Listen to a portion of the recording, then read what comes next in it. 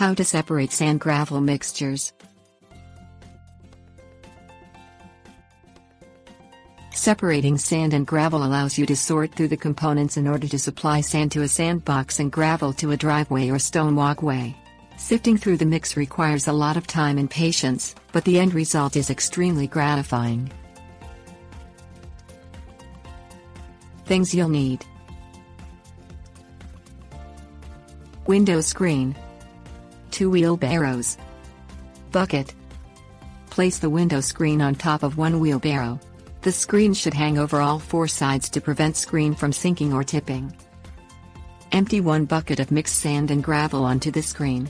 Shake the screen from side to side rapidly to allow any loose sand to drop through the screen mesh.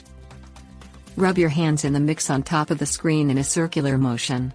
Run your fingers through the mix, and pull any large gravel pieces off the screen. Throw them into the other wheelbarrow.